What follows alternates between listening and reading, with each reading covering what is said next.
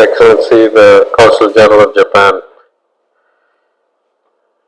the officers, the members of the association,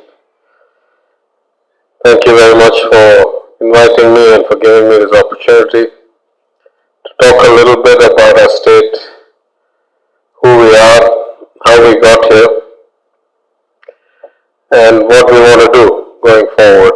And I hope how we can partner together, since you're already all here based on some interest.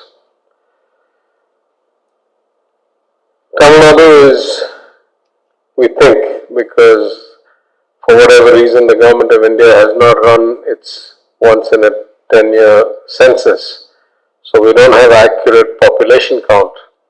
But we think today it's between 76 and 80 million people, because in 2011 the census showed us at 72 million people.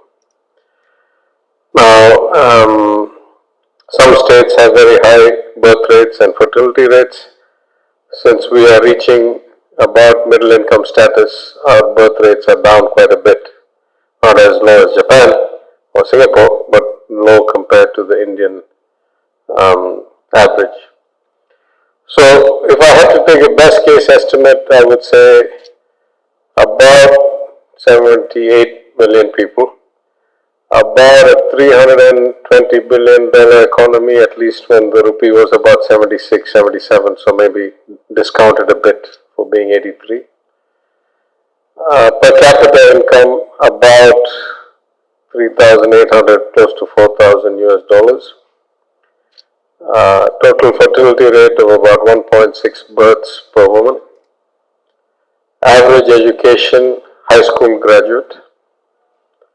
And about 52% of our college age youth enroll in a degree program, either a 3-year or a 4-year or a professional degree program.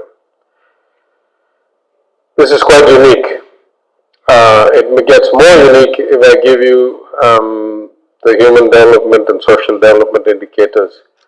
Our infant mortality rate is probably half that of the northern states and about 20% lower than the national average. Our medical education and medical facilities are certainly the best in the country. We have 4 doctors for every 1,000 people. The Indian average is slightly over 1,500 people per doctor. I can compare myself or the state of Tamil Nadu to poor states, but that's not a meaningful comparison. It's almost like 2 different economic ecosystems. It's much more meaningful to compare it to a state like Gujarat. Because as you know, in India, there are really only 4 large rich states in India. By GDP, it's Maharashtra, then Tamil Nadu, then depending on which year, probably Gujarat and Karnataka, or Karnataka and Gujarat. The per capita income in Gujarat is slightly higher than that in Tamil Nadu, maybe $100 per capita out of a $3,000 base. But there are stark differences between Gujarat and Tamil Nadu. Gujarat has a few large industries, in refining, in kind of automated processing, in diamond trading, and the Gini coefficient is much higher than it is in Tamil Nadu.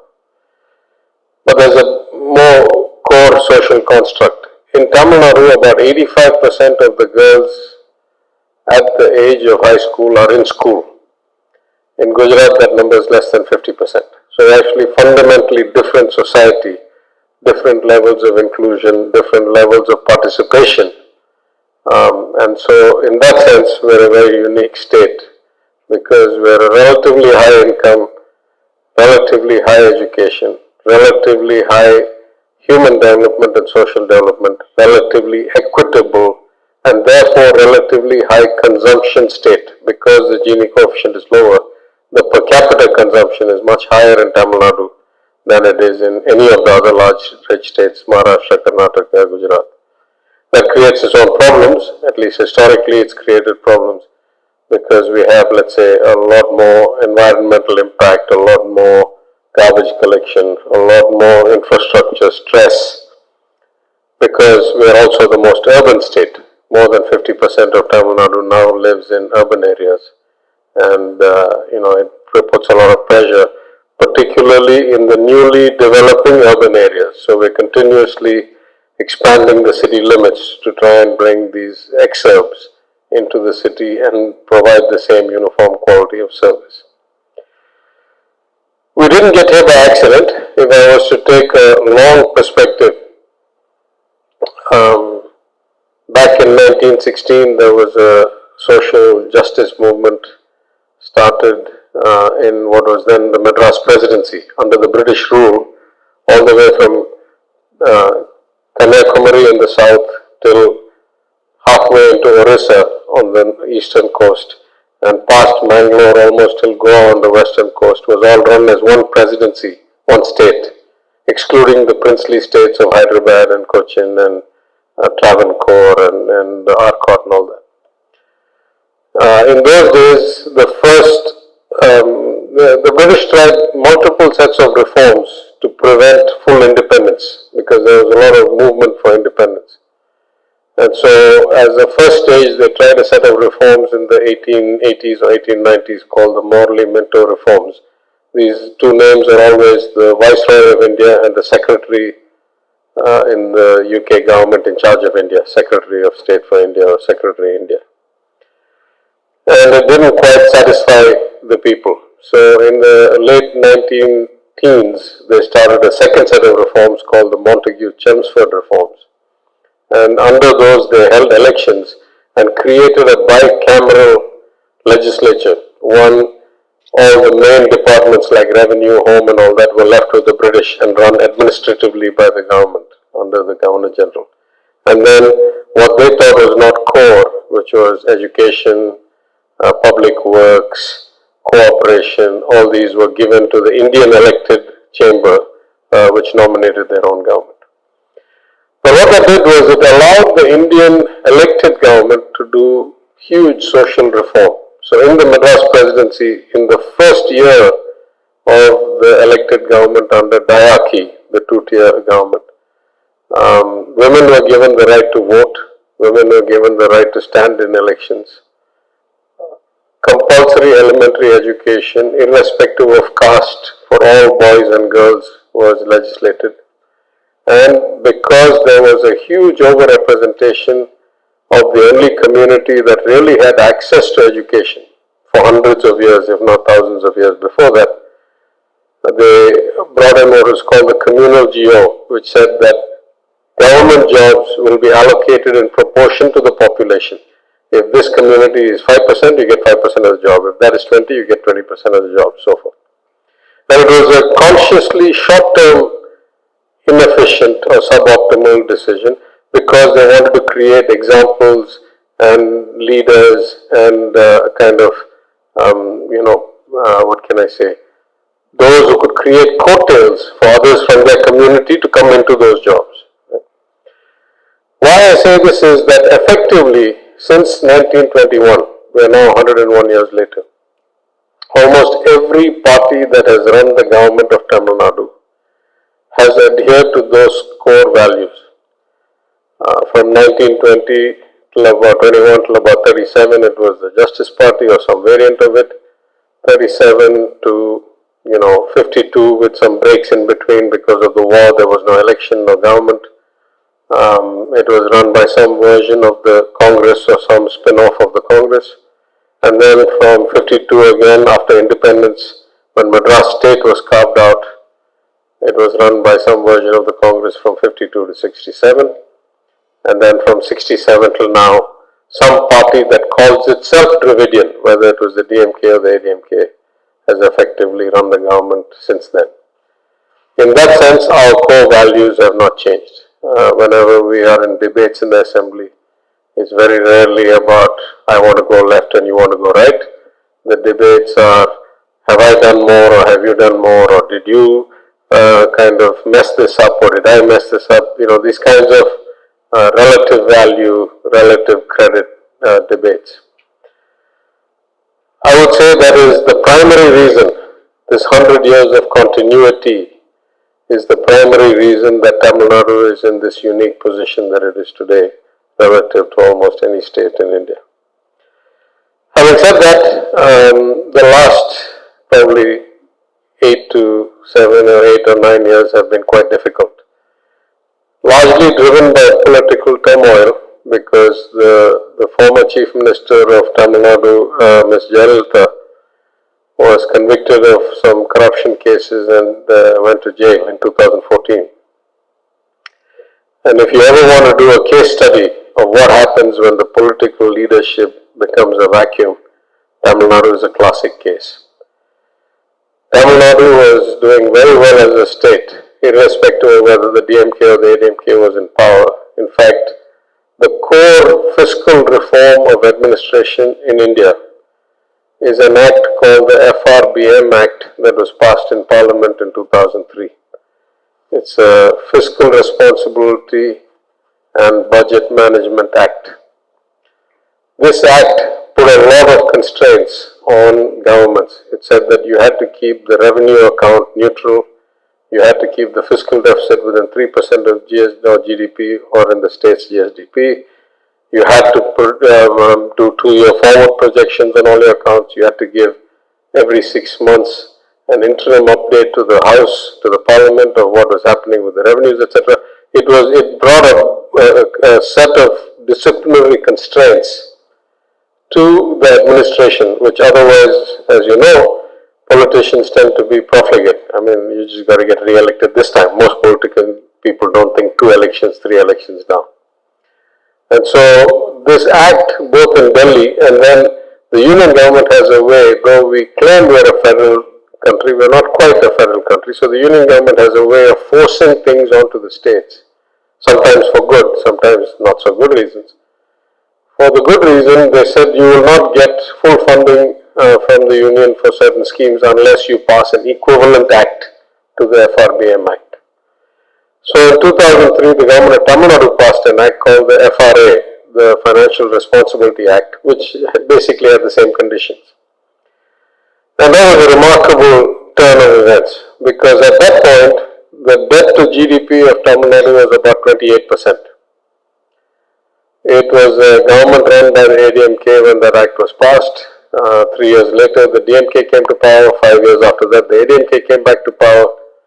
But across all governments, from 2003 till 2014, the fiscal discipline that act brought reduced the debt to GDP from 28% down to 16%, 17%.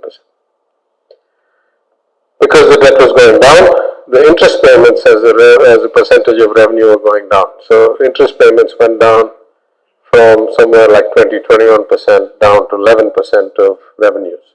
So the act delivered what it was supposed to deliver as long as there was a political leadership in place that actually could run the government. Once the former Chief Minister went to prison, then she came out and then her health was bad and then eventually she passed away. But right from 2014, the finances of the state deteriorated quite rapidly. I mean rapidly relative to where they were, not uncontrollably rapidly. But prior to the onset of the COVID pandemic, Tamil Nadu had a debt to GDP ratio back up at 25-26%. And the interest to revenue ratio back up at 18, 19, 20%. This was pre-COVID. So the lack of discipline, the lack of political leadership started harming us in significant ways, starting with a leakage of revenue. At one point, the state used to earn about 10.5% of GSDP as its own revenues, yet another 4% as its share of the taxes from the union. There's a formula that gets set every 5 years. The richer you are, the less of your tax money you get back. It's a federal system. So at one point, Tamil Nadu used to be about 7% of the population, about 7% of the economy, and used to get about 7% of the taxes back. That was not taken by the union, the pool that was shared to the states. Now we're about 6% of the population, about 10.5, 11% of the economy, of the national economy, and we get about 4% of the tax pool because we're getting richer and richer relative to the rest of the country. But in any event, this lack of leadership started showing first in leakage, and then no politician can cut spending as fast as revenue drops if revenue drops that much. So, we're in the election business. And so as the revenue started dropping, some programs or the growth of some programs was cut, but the rest was funded by debt. And so we started being for the first time a borrower for revenue deficits, not only for, so between 2003 and 14, broadly the government of Tamil Nadu was revenue neutral. It only borrowed for capital investment, it only borrowed for the fiscal deficit. From 14 till about the pandemic, and then of course accelerating through the pandemic, we became much, much worse. So we're back now, when we took office last May, we're back to about 27% debt to GSDP. Still by global standards or by national standards, not so bad. And we're back to about 20% or so interest to revenue. The remarkable thing is that once we came, we started kind of fixing things. And at least so far, our experience has been, very positive. In the first year we came, because we had to fulfill a lot of election promises, plus we had the second wave of COVID, plus the third wave of COVID, none of which was planned for. We had a shortage of oxygen, we didn't have enough beds. Altogether, we ended up spending about $3 billion more than the budget had called for in February before we came to office. The interim budget had called for. And yet, once the final account for last year has come, we've actually lowered the revenue deficit and therefore the fiscal deficit by about 16,000 crores, about $2 billion. So we spent $3 billion more, and we still brought the deficit down $2 billion year over year. As a percentage of GSDP, the 2021 fiscal deficit was about 4.61%, and this 21-22 we brought it down to 3.38%. So it was a massive improvement in a very difficult year. The fact that we have not cut any muscle or bone, but only cut waste, is indicated by our growth in revenues this year. This year we have seen a greater than 50% growth in revenues as the bounce back from COVID gives us results, much more than the Union Government of India has seen. And just to put that in perspective, the Government of India's fiscal deficit last year was almost 7%, more than double our fiscal deficit. So, that's where we are now. Where do we want to go? Our Chief Minister has given a very clear indication that he wants us to aim for a 1 trillion economy by 2030. So, if we are about 320 billion, really we got to grow about 14 to 15%. Now it's a bit, difficult to set goals in US dollars because I have no control of the exchange rate. But assuming the exchange rate doesn't fly away much more than the delta in inflation, which is normally what Rudy Dornbusch's kind of interest rate parity theory should say, then we need to grow about 14 to 15% in notional terms.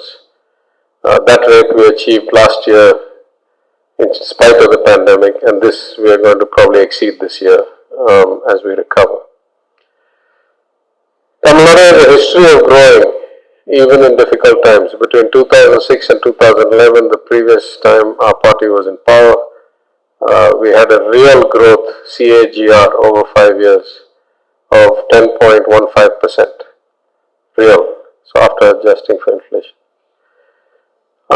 We don't need to do nearly that much now. If we can hit 8 or 8.5% real growth, I don't see any way that inflation is going to be less than 6.5%.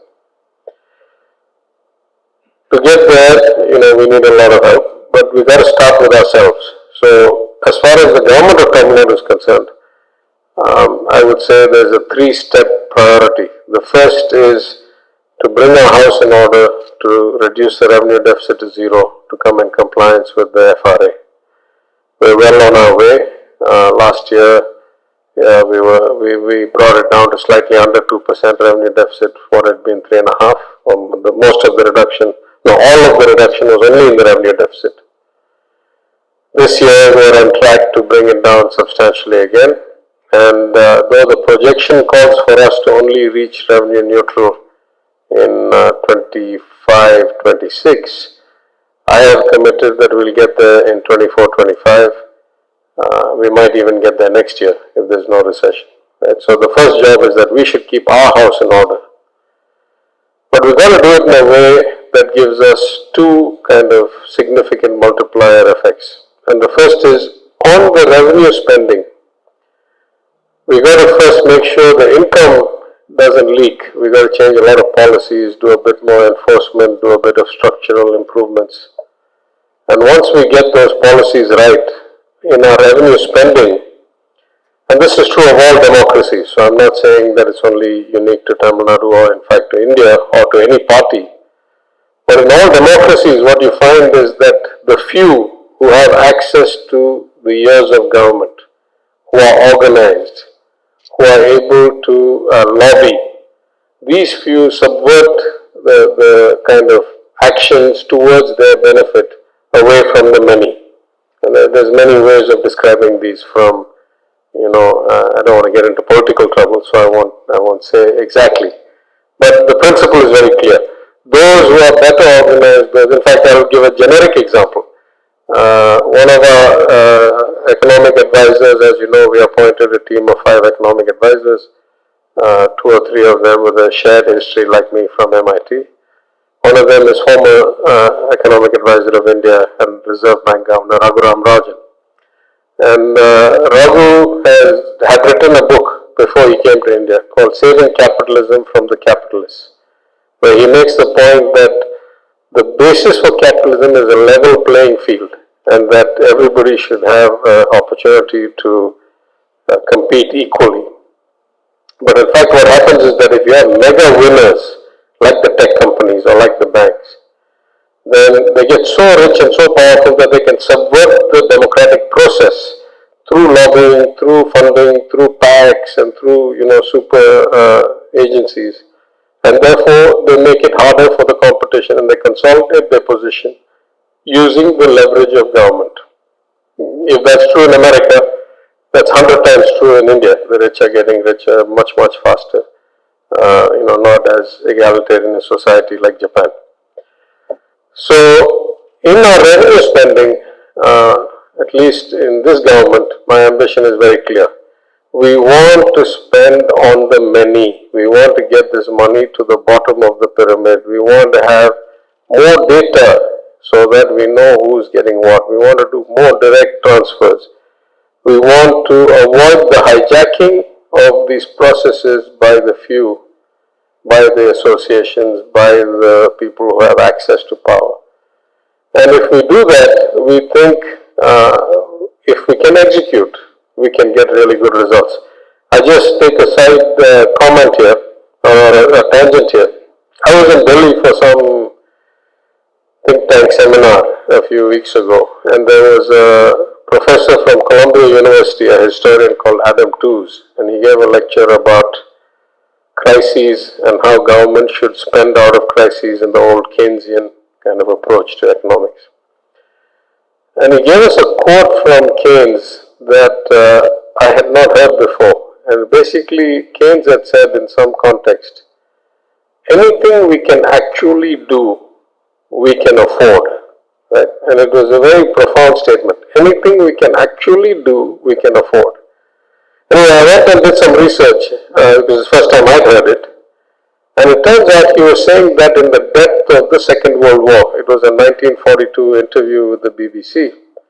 And they were asking him, can we afford to do this and can we get subsidies to get people into jobs and all that. And he made this point, he says, relative to our forefathers, relative to 50 years ago, relative to pre-industrial revolution, we are so much richer country. And so we shouldn't think short term, we shouldn't think about this year's budget and so forth. We should think that if we can actually achieve the outcome that we intend, then we can afford to do it because that outcome will definitely give you the multiplier effect and the returns and the growth in revenue and taxes and all these things. And that's profoundly true. In my understanding now, that's profoundly true. If we can actually execute what we intend without getting it hijacked, without rent seeking, without corruption, without all those problems, then certainly money is not the barrier. Right? Even for a state like Tamil Nadu, for example, last year we came in well under the borrowing limit. If we were able to bring the fiscal deficit down 1.23% in a difficult year, I have no doubt that we'll do equally well or better this year.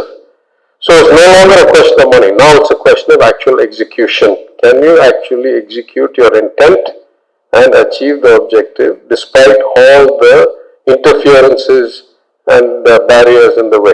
Why that's important is that if we do our job right, we're going to have to greatly increase our capital spending. Because if I went from 3% revenue deficit down to 0% revenue deficit in 3 or 4 years, that means 100% of my borrowing limit is going to be used for capital investment. And at some level, if you are a developing economy, these borrowing limits are not just ceilings on debt, they should also be floors on debt. Why is that? Because if investment drives growth, the basic concept of economics, that investment drives growth, then surely the cheapest borrowing is by the government relative to private enterprise. The highest likelihood of success, if done right, is the government because there's nobody trying to rent seek from the government. There's no corruption of the government upon itself. And the kinds of projects that a government will do are high multiplier effect projects. We'll do roads and ports and water systems and hospitals and airports. And these will give high multiplier effects because we are not as worried about the return directly to us. We get it indirectly through companies coming, setting up, through greenfield, brownfield projects, etc. So what's going to happen to us in between 2020-21, where we spent probably $4 or $5 billion in capital expenditure US? If we get our fisc in order, we're going to end up spending closer to $20 billion in 2 years. Now that's a huge shock to the system, right? We don't have any track record of being able to do $20 billion a year of capital expenditures and actually executing it. We don't have the contractors, we don't have the engineering firms, we don't have whatever you call those aggregators, the managers. We don't have any of these capabilities. So in a nice way, it's going to force us to do what we would have prioritized to do if it was within my control anyway, which is to do a lot more private-public partnership and bring in people with the expertise that we simply don't have, the execution expertise that we simply don't have, and to focus on longer-term, higher return projects. For example, earlier today I was in a seminar at the British Consulate on offshore wind.